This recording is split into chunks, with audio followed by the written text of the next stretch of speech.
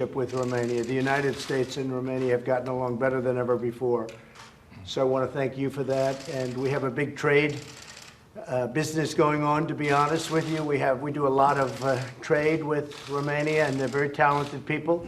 We buy, they buy, and you have a lot of Romanian people in the United States, very importantly, and they're tremendous people. They work very hard, very, very successful.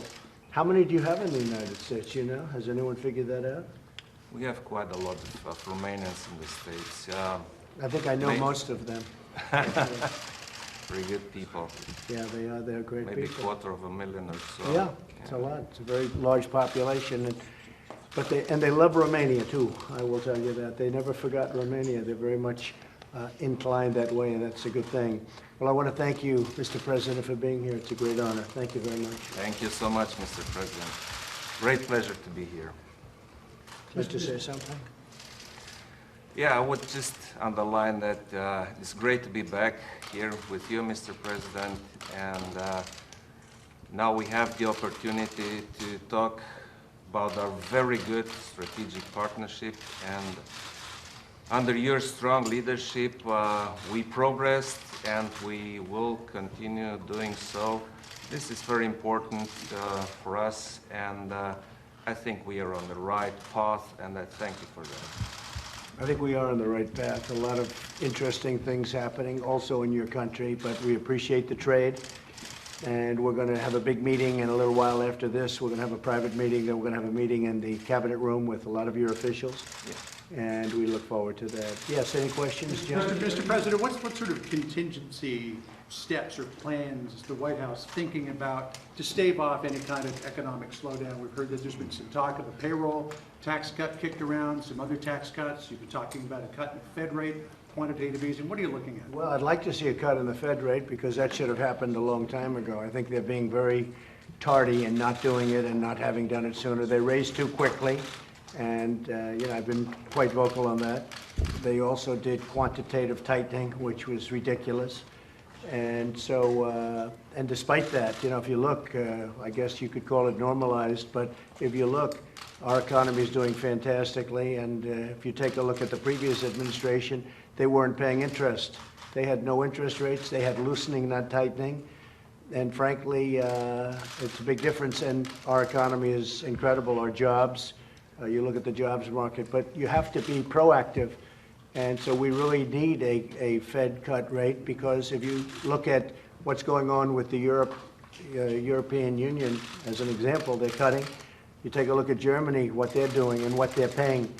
I mean, they're actually doing something inverse they've never seen. Nobody's ever seen it before. We have to at least keep up to an extent. So right now, we're paying a very much higher rate of interest, and we didn't follow the world. And generally speaking, that's okay, but you can't have that much of a disparity. So we're looking for a rate cut. We could be really greatly helped if the Fed would do its job and do a substantial rate cut. Also, they were doing quantitative tightening, very bad to do. They should do easing, actual easing, no tightening, or at a minimum, they should be doing nothing about that. But they have to do a rate cut. The other thing is, yeah, we're looking at various tax reductions, but I'm looking at that all the time anyway, tax reductions. That's one of the reasons we're in such a strong economic position. We're right now the #1 country anywhere in the world by far as an economy. Europe's got a lot of problems, and Asia's got a lot of problems. You look at China, China's had the worst year they've had in 27 years, and they want to make a deal with us, but I can tell you I'm not ready to make a deal unless they're going to make the right kind of a deal. I'm not ready to make a deal, so I don't know. But I will say this, something will happen, maybe soon and maybe a little bit later, but China very much wants to make a deal. What kind of tax cuts would you look at? We've heard again, potential cut in the payroll tax, indexing capital gains. What would you accept? Well, you know, we've been talking about indexing for a long time, and many people like indexing, and it can be done very simply. It can be done directly by me. And so we've been looking at that. As you probably have heard, I can do it directly. So we're talking about indexing, and we're always looking at the capital gains tax, payroll tax. We're looking at, I would love to do something on capital gains. We're talking about that. That's a big deal, goes through Congress. Payroll tax is something that we think about, and a lot of people would like to see that, and that very much affects the workers of our country, and we have a lot of workers. Right now, by the way, we have more people working today than we've ever had before in the history of our country. We have almost 160 million people working today. I think the word recession is a word that's inappropriate because it's just a word that the certain people, I'm going to be kind, certain people in the media are trying to build up because they'd love to see a recession. We're very far from a recession. In fact, if the Fed would do its job, I think would have a tremendous spurt of growth, a tremendous spurt. The Fed is psychologically very important, less so actually, but very psychologically important. And if the Fed would do its job, which it's really done very poorly over the last year and a half, you would see a burst of growth like you've never seen before. And that would be lowering interest rates and maybe putting some, if you look at what China is doing, if you look at what Germany is doing, if you look at what so many countries are doing, putting some money in because we want to compete with these other countries. So I think that we actually are set for a tremendous surge of growth if the Fed would do its job. That's a big if, frankly. But the Fed should be cutting, and I would say they should say at a minimum 100 basis points over a period of time, not at one time, but over a period of time. Mr. President, can the country afford tax cuts when we're already running? Well, I'm not money down talking about doing anything at this moment, but indexing is something that a lot of people have liked for a long time, and it's something that would be very easy to do. And a lot of people have been talking about indexing for many years, and it's something that I am certainly thinking about. I can say that a majority of the people in the White House at the level that does this kind of thing, they like indexing. So it is something I'm thinking about. Payroll taxes, I've been thinking about payroll taxes for a long time. Whether or not we do it now or not is, it's not being done because of recession, because we are legitimately, if we had a cut in interest rates by the Fed, if they would do their job properly, and if they would do a meaningful cut because they raised too fast, you would see growth like you've not seen ever in this country. Now, if you go from the election, that great November 8th date, if you go from November 9th to present, you're talking about almost a 60% increase in the stock market. You're talking about unemployment numbers that are the lowest in history in many categories, and overall, almost the lowest ever in the history of our country. I think it was 1969, and we are set to surpass that number. I mean, our country is doing very well. When I spoke to the president, we were just walking in, and he said, "Congratulations on the great success of your economy and your country," and I appreciated that, but our country is doing very well. Mr. President, would you agree strengthening American military forces in Romania? Well, it's one of the things we'll be talking about today. I assume you might be bringing that up, but it's something we'll talk about. Mr. President, next year you host the G7. Would you like to have Vladimir Putin back in the G7, make it the G8 again? So it was the G8 for a long time, and now it's the G7. And a lot of the time we talk about Russia. We're talking about Russia because I've gone to numerous G7 meetings. And I guess President Obama, because Putin outsmarted him, President Obama thought it wasn't a good thing to have Russia in, so he wanted Russia out. But I think it's much more appropriate to have Russia in. It should be the G8 because a lot of the things we talk about have to do with Russia. So I could certainly see it being the G8 again, and if somebody would make that motion, I would certainly be disposed to think about it very favorably. But as you know, for most of the time it was the G8. It included Russia, and President Obama didn't want Russia in because he got outsmarted. Well, that's not the way it really should work. Mr. President, 2 years ago you said that including Romania in a visa waiver program is a subject that should be discussed. Yeah. In this meeting, will you discuss? We've spent a lot of time on it. We've spent a lot of time discussing it already. Our countries have been discussing it, and we're taking it up today at a very important meeting right after this. Can you talk us about? Do you like the idea? It sounds like you like the idea, right? The waiver, do you like the idea? Okay, no, it's something we're thinking about. Mr. President, on Venezuela, is the White House in contact with the Maduro regime, with Yes. its number 2 cabildo? Well, we are in touch. We're talking to various representatives of Venezuela. We're helping Venezuela as much as we can. We're staying out of it, but we are helping it, and it needs a lot of help. It's an incredible tribute to something bad happening, and the something bad is socialism. And it's amazing, because 15 years ago it was one of the wealthiest countries. Now it's one of the poorest countries. It has oil reserves, has a lot of things going, but it's a very sad thing what's happened. They don't have water, they don't have food, and we are helping a lot. We are talking to the representatives at different levels of Venezuela, yes. I don't want to say who, but we are talking at a very high level. What's the status of the trade deal that you want to seal with Boris Johnson at the G7? So I spoke with Boris Johnson. I think he's going to be a great prime minister. I think he's going to do a fantastic job. I've known him. A lot of people know that we have a very good relationship. I think he'll be far superior. I think he'll do something that will be I think he's going to be very important for the UK. I think he's going to be very important. Dealing with the European Union, I hate to say this to you, but dealing with the European Union is very difficult. They drive a hard bargain. They're represented by Jean-Claude, who is a friend of mine, but he's a tough man. He's a very, very tough man, and he's a great negotiator.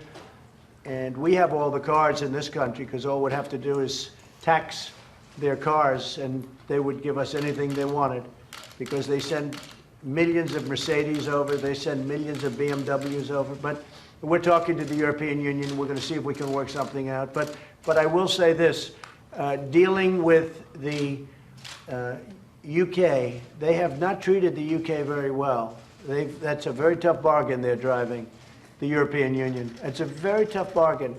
And I think that UK has the right man in charge right now, the right person in charge, in the form of Boris. And if I can turn to Afghanistan, what is your current thinking on pulling out the United States? Well, we're troops? talking to the government of Afghanistan. We're talking to the Taliban, and we're talking to others. And we're looking at different things. We've been there for 18 years. It's ridiculous. We have taken it down a notch. We're at about 13,000 people right now, 13,000 Americans. NATO has some troops there too, by the way. And we're having good discussions. We'll see what happens. We'll see what happens. Look, it's 18 years. We're not really fighting. We're almost more of a police force over there. It's been so many years, but we're like a police force, and we're not supposed to be a police force. And as I've said, and I'll say it any number of times, and this is not using nuclear, we could win that war in a week if we wanted to fight it. But I'm not looking to kill 10 million people. I'm not looking to kill 10 million Afghans, because that's what would have to happen. And I'm not looking to do that. But it's a war that has been going on for almost 19 years now. And frankly, it's ridiculous. But with that being said, it's a dangerous place, and we have to always keep an eye on it. Sounds like you'd like to pull completely out if you could. I'd like to look at various alternatives. One of the alternatives is going on right now. We're talking about a plan. I don't know whether or not the plan's going to be acceptable to me, and maybe it's not going to be acceptable to them. But we are talking. We have good talks going, and we'll see what happens. This is more than other presidents have done. But we have brought it down. We are bringing some of our troops back, but we have to have a presence. Yes, Mr. President, could you clarify your position on enhanced background checks? After El Paso and Dayton, you seem to be fully in support of enhanced measures. When you were leaving Bedminster, you seemed to suggest that we already do have strong background laws, which a lot of people read as you dialing back Well, on we do have. I mean, I'm not doing that to be cute. We have very, very strong background checks right now. But we have sort of missing areas, and areas that don't complete the whole circle. And we're looking at different things, and I have to tell you that it is a mental problem, and I've said it 100 times. It's not the gun that pulls the trigger, it's the person that pulls the trigger. These are sick people, and it is also that kind of a problem. And we're looking at mental institutions, which we used to have. Like, as an example, where I come from in New York, they closed up almost all of their mental institutions, or many of them, and those people just went onto the streets, and they did it for budgetary reasons. Well, New York is not unique. They've done that in many places. Would you support either of the House bills? People right now, 13,000 Americans. NATO has some troops there too, by the way. And we're having good discussions. We'll see what happens. We'll see what happens. Look, it's 18 years. We're not really fighting. We're almost more of a police force over there. It's been so many years, but we're like a police force, and we're not supposed to be a police force. And as I've said, and I'll say it any number of times, and this is not using nuclear, we could win that war in a week if we wanted to fight it. But I'm not looking to kill 10 million people. I'm not looking to kill 10 million Afghans, because that's what would have to happen, and I'm not looking to do that. But it's a war that has been going on for almost 19 years now, and frankly, it's ridiculous. But with that being said, it's a dangerous place, and we have to always keep an eye on it. Sounds like you'd like to pull completely out if you could. I'd like to look at various alternatives. One of the alternatives is going on right now. We're talking about a plan. I don't know whether or not the plan's going to be acceptable to me, and maybe it's not going to be acceptable to them. But we are talking. We have good talks going, and we'll see what happens. This is more than other presidents have done. But we have brought it down.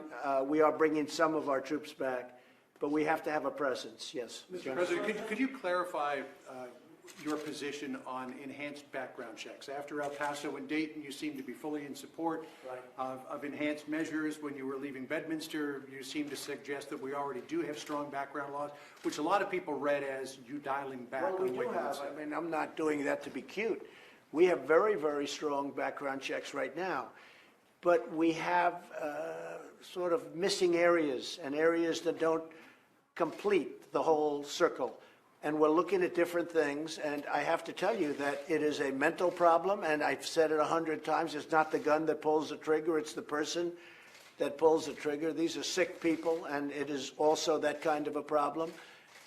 And we're looking at mental institutions, which we used to have. Like, as an example, where I come from in New York, they closed up almost all of their mental institutions, or many of them, and those people just went onto the streets, and they did it for budgetary reasons. Well, New York is not unique. They've done that in many places. Would you support either of the House bills that were passed Well, earlier this year? I'm not going to get into that, but we are in very meaningful discussions with the Democrats, and I think the Republicans are very unified. We are very strong on our Second Amendment. The Democrats are not strong at all in the Second Amendment. I would say they're weak on the Second Amendment. And we have to be careful of that. The Democrats would, I think they'd give up the Second Amendment.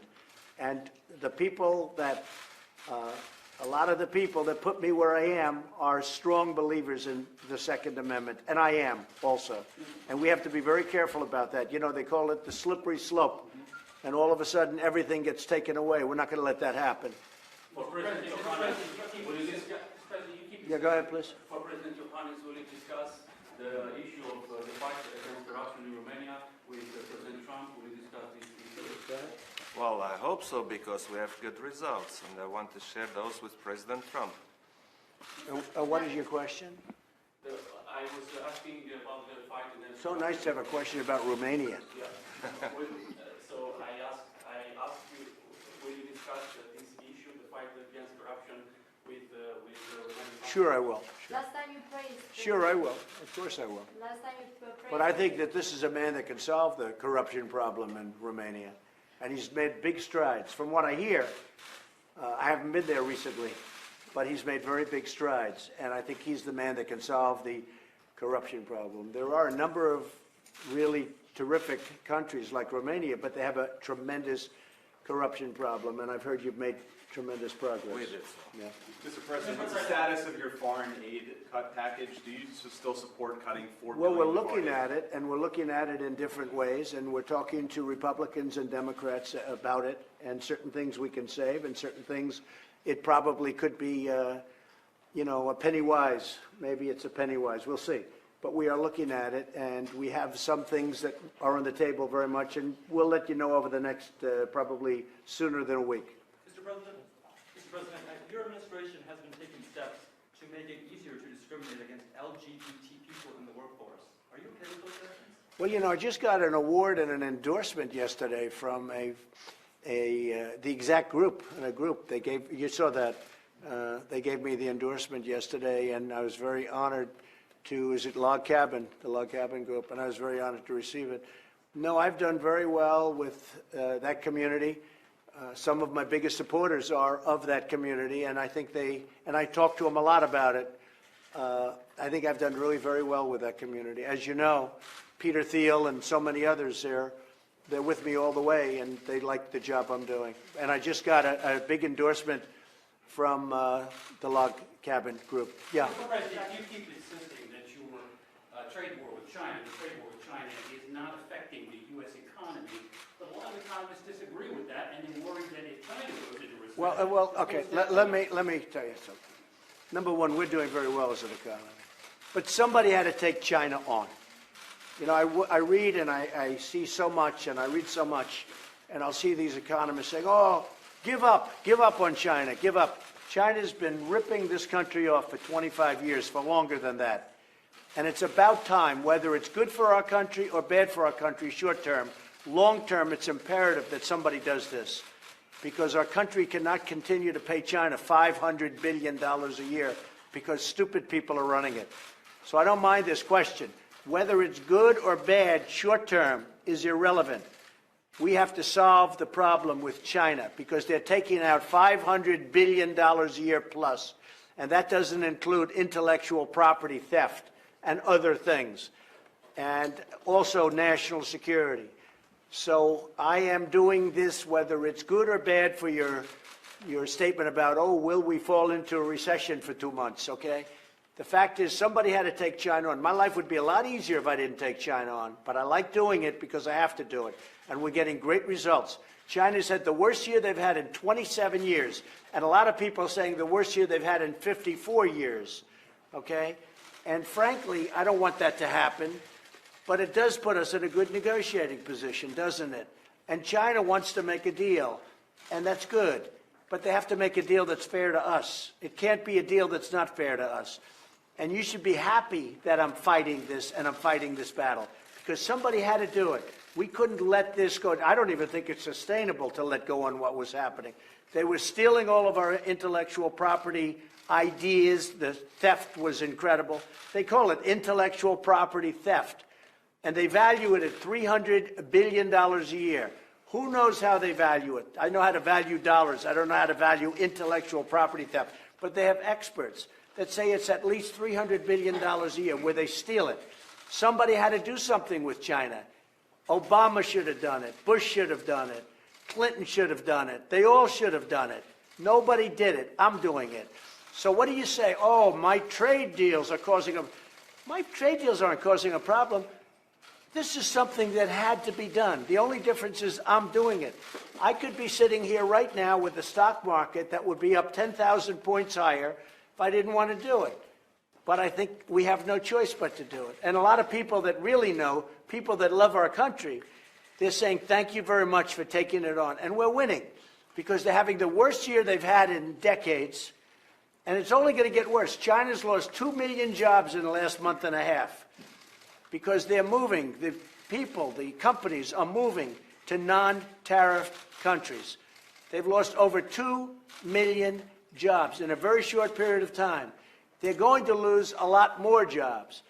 And if I didn't help certain companies, or American companies like Apple, for a very short period of time, I may help them. Only till they do what they have to do, which is probably move from China. Because this would be very short term. If I didn't help them, they would have a big problem. Here's the thing. Somebody had to take on what China was doing to the United States economically. We're winning big. I took it on. And it should have been done by previous presidents, but I took it on. And I'm happy to do it because it had to be done. And the smart people say, thank you very much. And the dumb people have no idea. And then you have the political people, and they go with the wind. But they all know. Even Senator Schumer said, wow, Trump's doing a great job with China. I couldn't believe that. But Schumer thinks I'm doing the right thing, and he's doing the right thing by saying it. because he knows that China was a big economic threat. And they were taking all of that money that they were making from us, and they were building planes and ships and lots of other things. And we can't let that happen. What about China? There is a new study out of Australia that suggests that with the current Chinese military posture in the South China Sea, Indo-Pacific region, it could wipe out most U.S. bases within a number of hours. Is that something that keeps you up at night? Well, nothing keeps me up at night. I'll tell you, we could wipe out anything we want. We have the most powerful in the world, and when I came in 2.5 years ago, we were in a very bad position. Now we're in a very strong position. We got $700 billion, then $716 billion, and then $738 billion. We have the strongest military in the world right now, and we're getting very close to finishing that whole rebuilding. We've rebuilt the military. Right now, there's nobody that's even close to us militarily, not even close. So that doesn't concern you at all, the Chinese military? No, because they'd pay a price that they wouldn't want to pay. Is John Sullivan your choice for U.S. ambassador? He's somebody that's being put up and respected very much. To Russia? Yes, sir. Yeah, very respected. So he's your pick, or yours? Well, I know that Mike Pompeo likes him very much, and he's very respected. He could very well be. Yeah. What about Huawei, Mr. President? Do you think partners like Romania here should look into the business of Huawei in order to make a true decision? They're doing that. Romania's doing that. Mr. President, on Afghanistan again, the Taliban are talking to the US, but they're not talking to the Afghan government.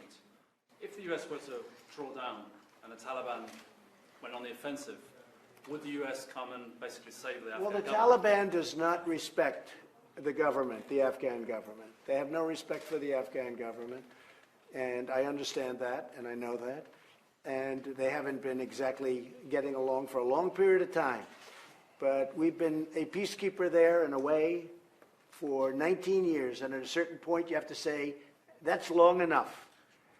I go to Walter Reed and I see young men that step on a bomb and they lose their legs, they lose their arms, in some case they lose both and their face on top of it, and they're living. And again, we could win that, but I don't want to do what we would have to do to win it. Would you, and I think most people agree with me on that. protecting the Afghan government? Right now, what we're doing is we're negotiating with the government and we're negotiating with the Taliban, and we'll see what happens from it, what's coming from it. I will say this, the Taliban would like to stop fighting us. They would like to stop fighting us. They've lost a lot, but we'll see what happens. And remember, it's a tough place. The Soviet Union became Russia because of Afghanistan. That's what happened. Very simple. They became Russia because of Afghanistan. Somebody would say, oh, well, would Russia go in? I said, if they want, let them. I think they tried that before. However, didn't work out too well. Can the Taliban be trusted, or could we be right back to where Nobody we can were be trusted. pre-9/11? Nobody can be trusted. Are you worried that we could be back My to where we world, were in this pre-9/11? world, I think nobody can be trusted. But could we be back to where we were pre-9/11 with the Taliban in complete Well, control? that's what we have to watch. And we'll always have intelligence, and we'll always have somebody there. But you can say that about a lot of places, John. You know, it doesn't have to be that sector. But that does seem to be the Harvard University of terrorism, okay? It seems to be. And we'll always have somebody there. And if the Taliban were really right in what they're saying, they would stop that from happening, because they could stop that from happening very easily. How does Crisis it So we'll see. between India and Pakistan, I know you've Big had some deal. number of discussions. Is that solvable? Well, they've been having these talks for hundreds of years, even under different names. But it's Kashmir, and Kashmir is a very complicated place. You have the Hindus and you have the Muslims, and I wouldn't say they get along so great. And that's what you have right now. And you have millions of people that want to be ruled by others, and maybe on both sides, and you have two countries that haven't gotten along well for a long time. And frankly, it's a very explosive situation. I spoke to Prime Minister Khan. I spoke with, yesterday, also Prime Minister Modi. They're both friends of mine. They're great people.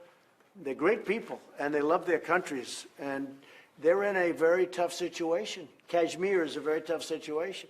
And, you know, we're talking about, this has been going on for decades, decades. Shooting. I don't mean shooting like shooting a rifle. I mean like major shooting of howitzers, of of heavy arms. And it's been going on for a long period of time. But I get along really well with both of them. As you know, Prime Minister Khan was here just recently, and I'm going to be with Prime Minister Modi. I'll be with him over the weekend in France. So, I think we're helping the situation, but there's tremendous problems between those two countries, as you know, and I will do the best I can to mediate or do something. Great relationship with both of them, but they are not exactly friends at this moment.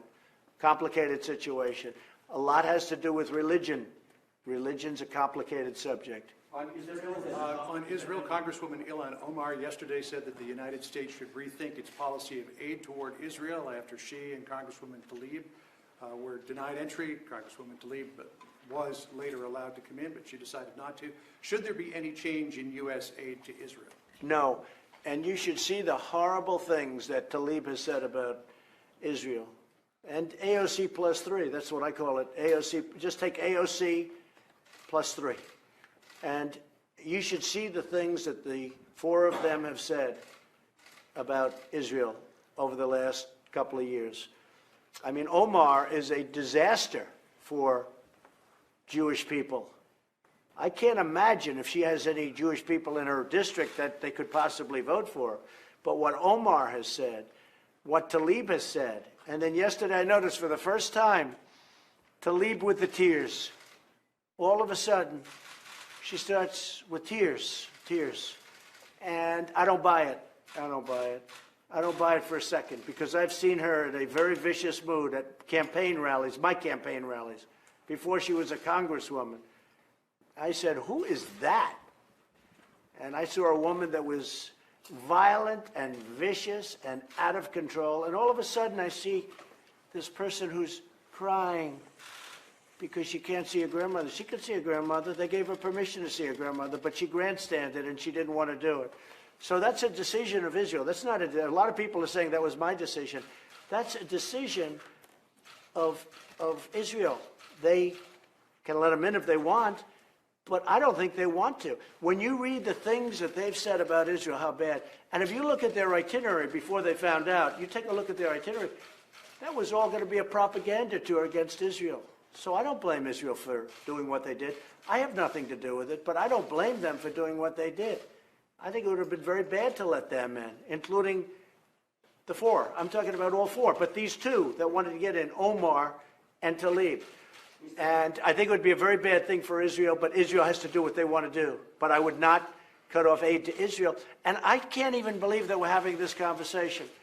5 years ago, the concept of even talking about this, even 3 years ago, of cutting off aid to Israel because of two people that hate Israel and hate Jewish people. I can't believe we're even having this conversation. Where has the Democratic Party gone? Where have they gone where they're defending these two people over the state of Israel? And I think any Jewish people that vote for a Democrat, I think it shows either a total lack of knowledge or great disloyalty. All right? Thank you very much, everybody. Thank you, Brad. Thank you, guys, very much. Thank you, Brad. We're leaving now. Thank you, guys. We're leaving now. Thank you, guys. Okay, cool. We're leaving now. Thank you, guys, very much. Thank you, Steve. Thanks, Gino. You're here.